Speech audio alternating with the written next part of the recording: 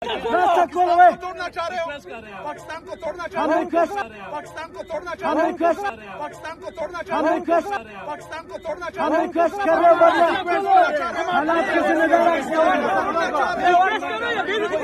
रोक रहे हो, 4.5 करोड़ आवाम के नुमाइंदे को रोक रहे हो, 4.5 करोड़ आवाम के नुमाइंदे को रोक रहे हो, 4.5 करोड़ आवाम के नुमाइंदे को रोक रहे हो। बोलो रास्ता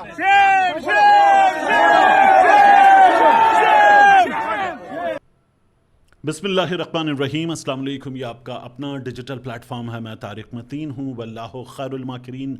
अल्लाह सबसे बेहतर तदबीर फरमाने वाला है, वही बचाएगा मेरे देश को बलाओं से जो बारिश में शजर से घोंसला गिरने नहीं देता, क्योंकि उसकी तदबीर तमाम तदाबीर की इमाम है। आपने जो ऑडियो सुनी, सुहेल आफरीदी को सुना, सिक्योरिटी एहलकार से बात करते हुए सुना, मुल्क तोड़ना चाहते हो, वो ये बात कर रहे थे और बहुत गम गुस्से की कैफियत में आग बगूला सुहेल आफरीदी उससे ये बात कर रहे थे। ये क्यों हुआ है, बात इतनी क्यों बिगड़ी है? सुहेल आफरीदी साहब इमरान खान साहब से मुलाकात के लिए अडियाला जा रहे थे एक बड़े काफले के साथ, और इस्लामाबाद में 26 नंबर पर उनका रास्ता रोक लिया गया। 26 नंबर चुंगी हमने देखा था कि 26 नवंबर के मौके पर भी बड़ी हेडलाइन में रही। जब 4 अक्टूबर के मौके पर गंडापुर साहब एहतजाजी काफिला लेकर आ रहे थे, तब भी बड़ी हेडलाइन में रही। अब एक बार फिर सुहेल आफरीदी साहब को उसी 26 नंबर पर, मैं नवंबर कहते कहते रुक गया, वहाँ पर रोक लिया गया। और सुहेल आफरीदी साहब ने उतर कर, उनकी काबीना के अरकान ने, सिक्योरिटी एहलकारों ने, साथियों ने उतर कर पुलिस से बात की। अलीमा खान साहिबा, उज़मा खान साहिबा, नौरीन खान साहिबा, ये सुहेल आफरीदी साहब के साथ रस्ते में सुहेल आफरीदी साहब ने इनकी गाड़ी का स्टीयरिंग भी संभाल लिया था और ड्राइविंग सीट पर बैठ गए थे। अब जब यहाँ ये हुआ कि रास्ता रोका गया, तो हम जो मंजर देख रहे हैं, उस मंजर में क्या देखा हमने कि काले डाले गाड़ियां वगैरह, उन्होंने चारों तरफ से इन लोगों को गोया घेर लिया कि नहीं, आगे नहीं जाने देंगे, किसी भी सूरत में नहीं जाने देंगे। कन्फ्रंटेशन यहाँ पर खुदा न खास्ता बहुत बड़ी हो सकती है। वो लोग जो अडियाला चले गए थे, अडियाला पे उनका रास्ता रोका गया था, उन्हें वहाँ रिवायती मुश्किलात का, जो हमेशा होता है सामना, उन्हीं मुश्किलात का सामना था। फिर उन लोगों ने भी अडियाला से पैगाम मिलने के बाद 26 नंबर का रुख कर लिया और यहाँ इस मकाम की जानिब आ गए। तो यहाँ तादाद बहुत बड़ी नहीं है, लेकिन मुनासिब बड़ी तादाद है पाकिस्तान तहरीक इंसाफ के वर्कर्स की। सुहेल आफरीदी के पास 3 रास्ते थे, वही कि वो आते कहते कि गलत कर रहे हो, देखो क्या हो सकता है, तुम्हें अंदाज़ा नहीं है, और मैं चाहूँ तो इस जगह तसादुम हो सकता है, लेकिन मैं तसादुम नहीं चाहता, हम पाकिस्तान का भला चाहने वाले हैं, एक रिवायती तकरीर करते। और सुहेल आफरीदी साहब, ठीक है मैं जा रहा हूँ लेकिन देख लेंगे, ये कर सकते थे। सुहेल आफरीदी साहब दूसरा ये कर सकते थे कि कारकुन थे उनके साथ, लोग थे, सिक्योरिटी वाले थे, ख़ुद भी नौजवान आदमी हैं, वो कहते हैं हम हटाएंगे, धक्का देंगे, इन गाड़ियों को हटाएंगे, इन गाड़ियों को तुम लोग हट जाओ, हम निकलेंगे आगे। और फिर लाठी चार्ज होता, तसादुम होता, गिरफ्तारियां होती, ये सब कुछ होता। तो इस बात का खदशा था।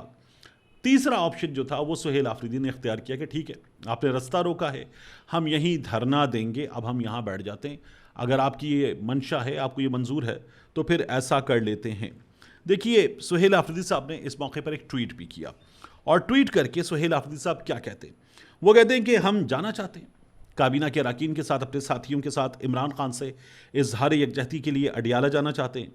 26 नंबर पर हमें रोक लिया गया है, ये 4 करोड़ 60 लाख अवाम की तौहीन है, वज़ीर आला की तौहीन है।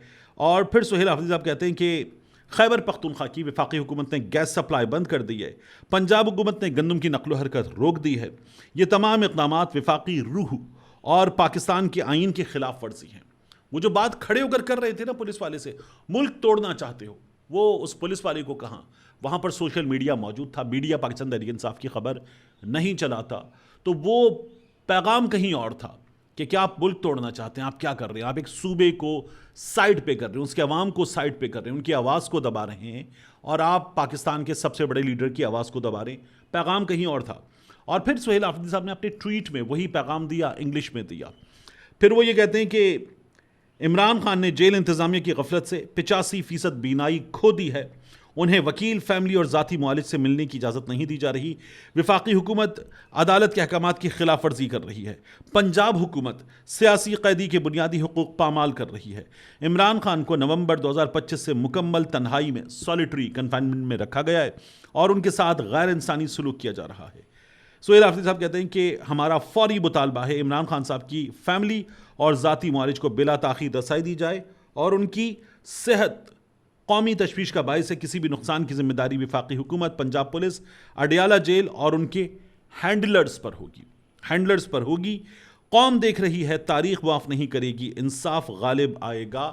سہیل آفریدی صاحب اپنے اس ٹویٹ میں پیغام دے رہے ہیں اتحاد پر، پیغام دے رہے ہیں جو کر رہے ہیں وہ نہ کریں، وہ اتحاد کے منافی ہے، آئینی حقوق کے منافی ہے.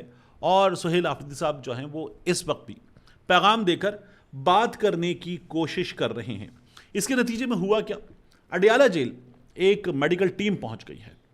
اس میڈیکل ٹیم نے عمران خان صاحب کا وہاں پر معائنہ شروع کیا ہے. یہ خبریں آ رہی ہیں، ان خبروں تک آزادانہ ایکسس تو ہے نہیں، تو یہ خبریں حکومتی سورسز سے آتی ہیں، اڈیالہ کے سورسز سے آتی ہیں، سرکاری ذرائع سے. تو ٹیم پہنچ گئی ہے، مختلف ڈاکٹرز ہیں، آلات لے کر گئے ہیں. ان میں جو الشفا ہے وہاں کے بھی ڈاکٹرز موجود ہیں، اور یہ ٹیم اڈیالہ پہنچی ہے عمران خان صاحب کا معائنہ کرنے. میں آپ سے بار بار ایک بات کرتا ہوں، پاکستان تحریک انصاف والوں کو ایک چیز سمجھنی چاہیے کہ انہوں نے جب مزاحمت کی ہے تب حکومت نے پاکستان تحریک انصاف کی بات سنی ہے، تب حکومت نے کہا آئیں بیٹھیں بات کریں اور آپ کیا کرنے. تو پاکستان تحریک انصاف جب مزاحمت کرے گی، آج مزاحمت کی ہلکی شکل ہے، بہت بڑی نہیں ہے. سہیل آفریدی نے خود کہا تھا ہمارا رویہ ذرا سخت ہوگا. تو آج جب سہیل آفریدی صاحب یہاں پہنچے ہیں، مزاحمت کی ہلکی شکل انہوں نے دکھائی ہے. اچکزئی صاحب نے قومی اسمبلی میں دکھائی ہے. جمعے کو ملک گیر احتجاج کا اعلان کیا ہے. میڈیکل ٹیم اڈیالہ پہنچ گئی ہے. یہ جو اسلام آباد ہائی کورٹ نے کہا تھا، اس کے بعد میڈیکل ٹیم اڈیالہ گئی تھی، اور پھر خاموشی. اسلام آباد انتظامیہ کو رپورٹ دے دیجیے گا، خاموشی. اس کے بعد بالکل خاموشی. اور عمران خان صاحب کی سپریم کورٹ نے درخواست بھی واپس کر دی کہ اس میں عمران خان صاحب کی دستخط نہیں ہے. اور اب میڈیکل ٹیم پہنچ گئی ہے. تو ثابت کیا ہو رہا ہے؟ بار بار اب کچھ لوگ کہتے ہیں نہیں جی یہ طے شدہ چیزیں ہوتی ہیں، لیکن نہیں، بار بار ثابت ہوا ہے کہ جب پاکستان تحریک انصاف نے مزاحمت کی ہے، حکومت نے، سسٹم نے عمران خان صاحب تک کوئی نہ کوئی، کسی نہ کسی شکل میں، ریلیف تو خیر کہیں بھی نہیں ہے، لیکن کسی نہ کسی شکل میں کوئی نہ کوئی پیش رفت دکھائی ہے.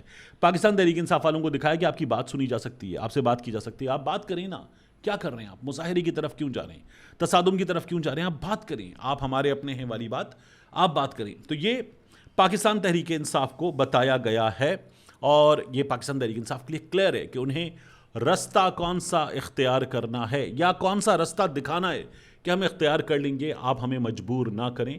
حکومت خود بتا رہی ہے بار بار. تو کیا نکلتا ہے اس میں سے، کچھ دیر میں دیکھیں گے. دوسرا، ثنا یوسف قتل کیس بہت بڑا کیس تھا ہمارے ہاں کا. ایک نوجوان بچی مار دی گئی تھی. اس عمر حیات کو جس نے گھر میں گھس کر ثنا یوسف کو مارا تھا، اس کو کچھ سزائے موت ہو گئی ہے، اس کے ساتھ ساتھ دیگر سزائیں ہوئی ہیں جن میں عمر قید بھی ہے، دیگر سزائیں بھی ہیں. 2 جون 2025 کو یہ کیا گیا تھا. بہت بڑا واقعہ ہوا. ثنا یوسف کی والدہ نے کئی بار دہائی دی کہ انصاف نہیں ہو رہا، معاملہ لٹکا ہوا ہے، اور اب بالآخر اس قاتل کو سزائے موت ہو گئی ہے. دوستی کرنا چاہتا ہوں، عجیب و غریب واہیات بات تھی، لیکن معاملہ ٹک ٹاک کا تھا. اور ٹک ٹاک جس طرح کا گند ہے، جس طرح کی فحاشی ہے، جس طرح کی اوریانی ہے، اور جس طرح کی بے راہ روی ٹک ٹاک پر موجود ہے، اچھا کانٹینٹ ہوگا بہت تھوڑا ہے. اس نے بہت زیادہ مسائل پیدا کیے ہیں، اور یہ بھی ٹک ٹاک کے پیدا کردہ مسائل میں سے ایک مسئلہ ہے، خوفناک ہے. اور اس کا نتیجہ ہمارے سامنے ثنا یوسف کی جوان بچی، بہت خوبصورت پیاری سی بچی، اس کی موت کی شکل میں آیا. اب بہرحال قاتل کو سزائے موت دے دی گئی. اس کی والدہ زار و قطار رو پڑیں جب اسے سزائے موت سنائی گئی. اور یہی کیفیت ہوتی ہے عدالتوں میں، یہ کیفیت ہم نے بھگتی ہے، ہم نے اپنی دیکھی ہے. تو اب اسے سزائے موت ہو گئی ہے. آخری چیز ریزالو نظر آیا. میں ایران پر کچھ ویڈیوز سے آپ کے سامنے بات نہیں کر رہا تھا. ایران میں اجتماعی شادی کی تقاریب، نکاح کی تقاریب ہوئیں، اور دولہا جنگی گاڑیوں میں سوار نظر آئے، فوجی گاڑیوں میں سوار نظر آئے، جیپوں میں، ان میں گن لگی ہوئی ہے، ان میں سوار نظر آئے. اور یہ ایران نے پیغام دیا کہ ہم واپس زندگی کی طرف لوٹے ہیں، ہمارے ہاں زندگی رک نہیں گئی، اور ہم ایک زندہ قوم ہیں، اور ہم اپنے ریزالو کا مظاہرہ کر رہے ہیں.